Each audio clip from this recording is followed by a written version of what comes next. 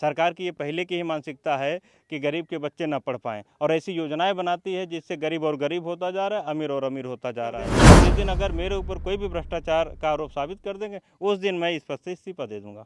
बहुत बड़ी बात कर रहे हैं विधायक जी कि अगर जो है कोई ये साबित कर दे कि आप इस तरीके से लिप्त हैं तो आप इस्तीफा दे देंगे।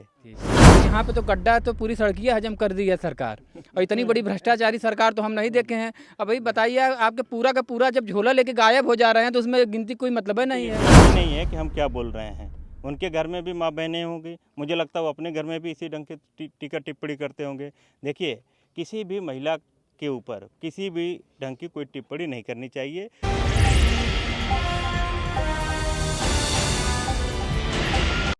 नमस्कार दोस्तों, मेरा नाम है प्रमोद गुप्ता और आप देख रहे हैं जय भारत न्यूज़।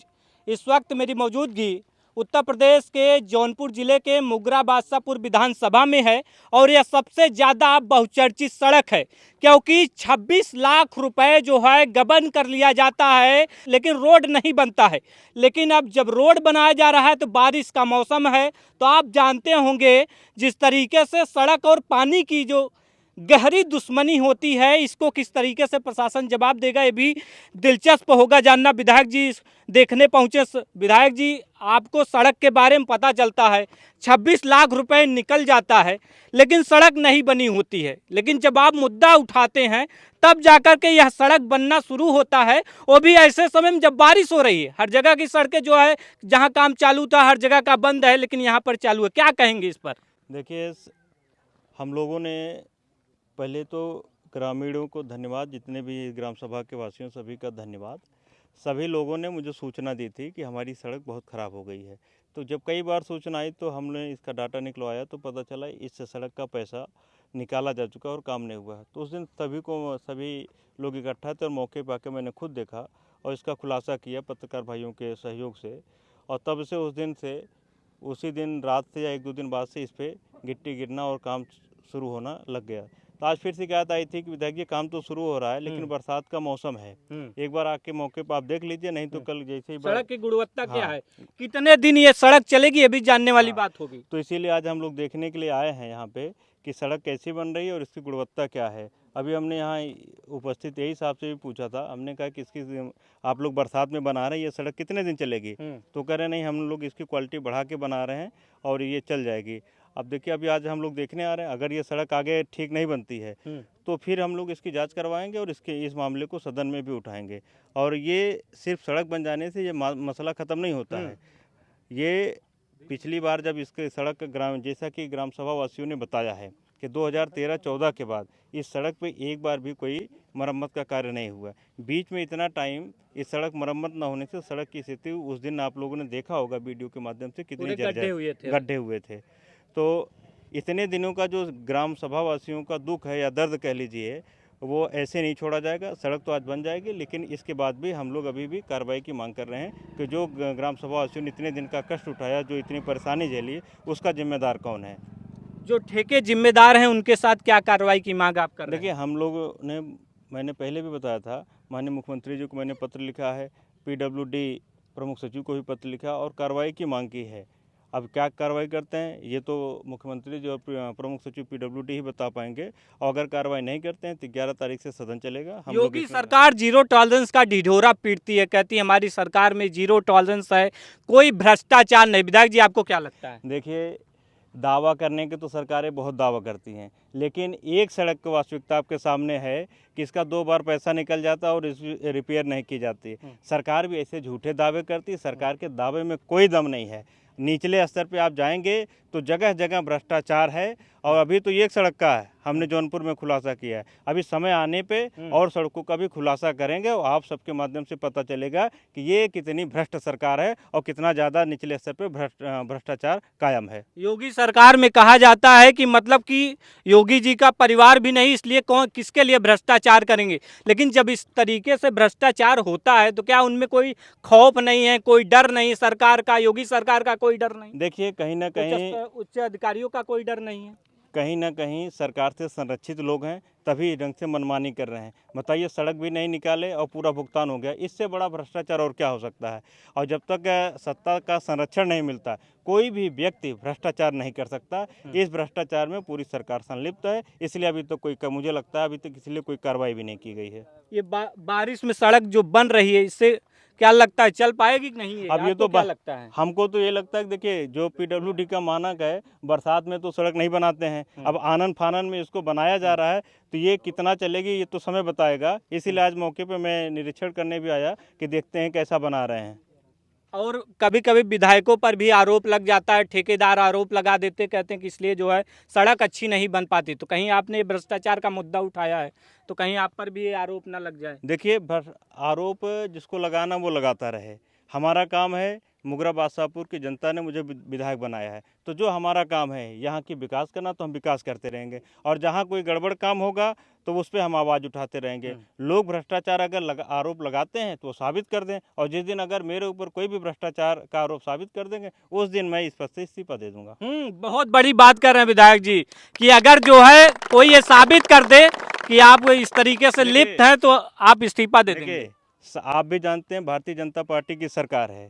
अगर कहीं भी हम लोग की संलिप्तता होती, अब तक सरकार ने हम लोग के ऊपर कार्रवाई कर दी होती। ईडी सीबीआई भेज हाँ, दिया होता। ईडी सीबीआई भेज देते। सरकार जान रही है कि सरकार के संरक्षित लोग ही इस सड़क को बना रहे हैं और अधिकारी भी संलिप्त हैं। सरकार को सबसे पहले इसकी जांच करा के उनके ऊपर कार्रवाई करनी चाहिए। आप सबसे युवा विधायक हैं और क्या कुछ कर रहे हैं कि जनता तक पहुंच रहा है? और आप लोग जब डीएम कार्यालय से निकले तो उसमें आरोप भी लगा रहे थे कि जो विपक्षी पार्टी के विधायक हैं, सांसद, उनकी सुनी नहीं देखिए, जा रही। उस दिन भी हम लोगों ने इस सड़क का वहाँ मुद्दा उठाया था कि इस पे गड्ढे ज़्यादा हो गए हैं, इसकी कम से कम गड्ढा मुक्ति कर दिया जाए। वो तो बाद में जब हम लोगों ने डाटा निकाला तो पता चला कि ये सड़क रिपेयर हुई नहीं है। तो आप पूरे प्रदेश में, पूरे जनपद जौनपुर में घूम लीजिए, कहीं भी आपको अच्छी सड़क नहीं दिखेगी। इस समय बरसात का मौसम है, आप अभी जाएंगे बरई पार से सिकरारा चले जाइए, बरई पार से सुजानगंज चले जाइए, बरई पार से मछली शहर चले जाइए, सभी सड़कों पे गड्ढे ज़्यादा हैं। और इसकी बार बार हम लोग एप्लीकेशन भी देते हैं कि इसके चौड़ीकरण कर दिया जाए, इसकी मरम्मत कर दिया जाए, लेकिन सरकार अभी इस पर ध्यान नहीं दे रही है। योगी सरकार जब पहली बार बनी तब तो सबसे पहले उनका यही था कि जो गड्ढे हों, जो सड़क हो गड्ढे मुक्त हों। कई बार अल्टीमेटम भी दिया अधिकारियों को। तो क्या लग रहा है, खौफ नहीं है? देखिए, अधिकारी का इस सरकार से कोई खौफ नहीं है, क्योंकि जब मिली भगत से कोई काम होता है, अधिकारी और सरकार जब मिल के काम करें तो डर किस बात का है। तो अधिकारी और सरकार मिल के ही काम भ्रष्टाचार का कर रहे हैं, इसलिए अधिकारियों में कोई खौफ नहीं है। और सबसे ज़्यादा एक मुद्दा चर्चा में है, एक मौलाना है वो जो है सांसद डिम्पल यादव पर अभद्र टिप्पणी करते हैं, उसको लेकर क्या कहेंगे आप लोग? ये कहीं ना कहीं किसी से संरक्षित लोग हैं, और ऐसे मौलानाओं का तो बहिष्कार कर देना चाहिए। किसी भी धर्म या जाति में ऐसे लोग किसी के ऊपर टिप्पणी नहीं कर सकते। उस मौलाना की मानसिक स्थिति मुझे लगता है ख़राब हो चुकी है। उनको ये ज्ञान ही नहीं है कि हम क्या बोल रहे हैं। उनके घर में भी माँ बहनें होंगी, मुझे लगता है वो अपने घर में भी इसी ढंग के टीका टिप्पणी करते होंगे। देखिए, किसी भी महिला के ऊपर किसी भी ढंग की कोई टिप्पणी नहीं करनी चाहिए। अगर आप मौलाना हैं तो ये तो आप ज्ञान का संदेश देने के लिए आ गए, अपने धर्म का संदेश देते हैं, तो ये एक किसी भी मौलाना के लिए ये कतई सुनिश्चित नहीं है किसी को। बीजेपी इस मुद्दे को जोर शोर से उठा रही है, कह रही है कि अब अखिलेश यादव नहीं बोल रहे हैं क्योंकि मौलाना जो है मुस्लिम कमेटी से आते हैं। सरकार बीजेपी की है, तो सरकार को चाहिए उस मौलाना के ऊपर तुरंत कार्रवाई करके गिरफ्तार करके जेल में डाल दे। इसमें कोई विपक्ष वाला अगर रोके या बोले तो बताइए। डिम्पल यादव ने भी कहा कि अगर यही मुद्दा जो है मणिपुर के लिए उठाते तो ज़्यादा सही रहता है। नहीं, आज सरकार है, महिला आयोग है, महिला आयोग क्यों नहीं इस मुद्दे को उठा रहा है?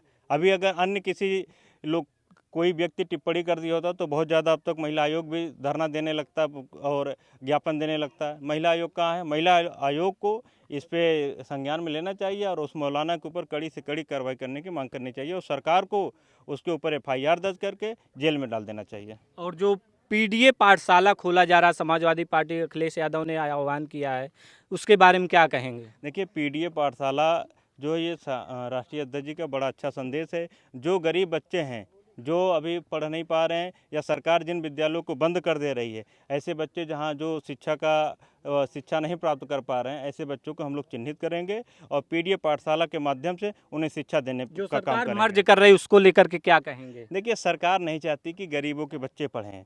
सरकार की ये पहले की ही मानसिकता है कि गरीब के बच्चे ना पढ़ पाएँ, और ऐसी योजनाएं बनाती है जिससे गरीब और गरीब होता जा रहा है, अमीर और अमीर होता जा रहा है।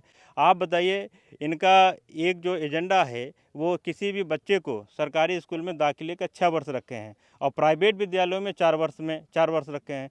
तो 4 वर्ष में जब बच्चा किसी प्राइवेट में चला जाएगा तो सरकारी में क्यों जाएगा? ये तो सरकारी विद्यालय में वही बच्चे जा रहे हैं जो अत्यंत गरीब हैं, जिनका घर परिवार के लोग अच्छे मतलब अन्य जगह नहीं पढ़ा पाते, वही इस विद्यालय में जाता है।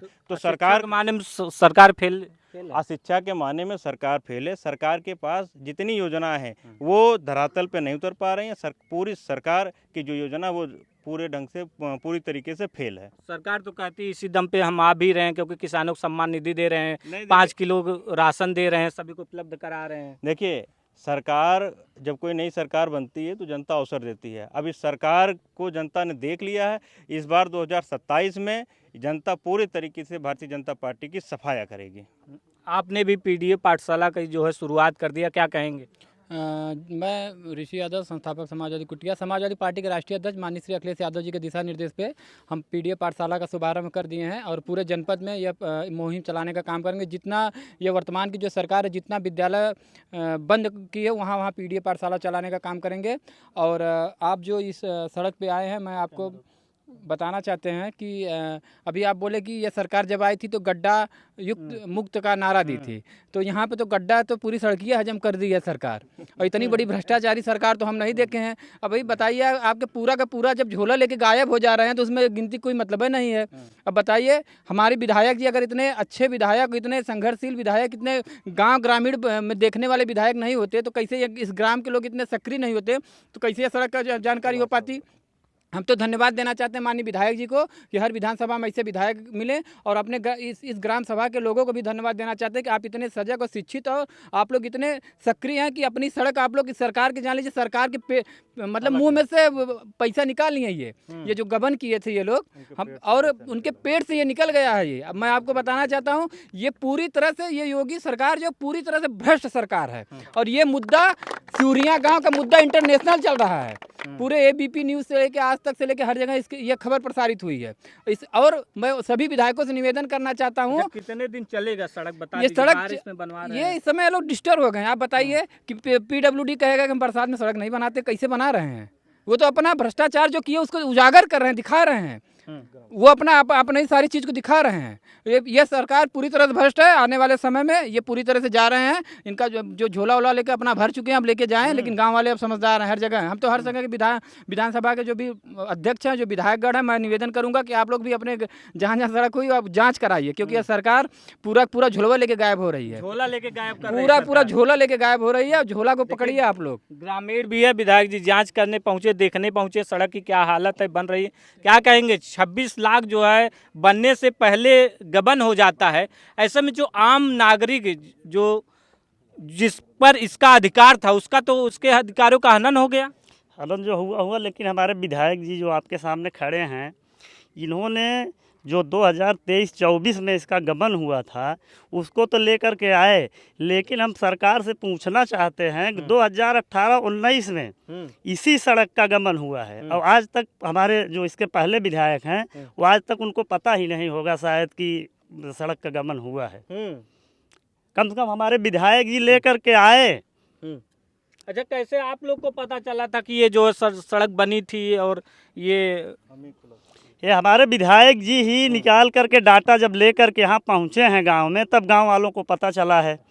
इसके पहले सब यही जानते थे कि सड़क बनेगी बनेगी बनेगी, आश्वासन पे आश्वासन मिल रहा था। लेकिन जब हमारे विधायक जी यहाँ लेके पहुँचे हैं डाटा निकाल करके, तो सब गाँव वालों को सबको पता चला।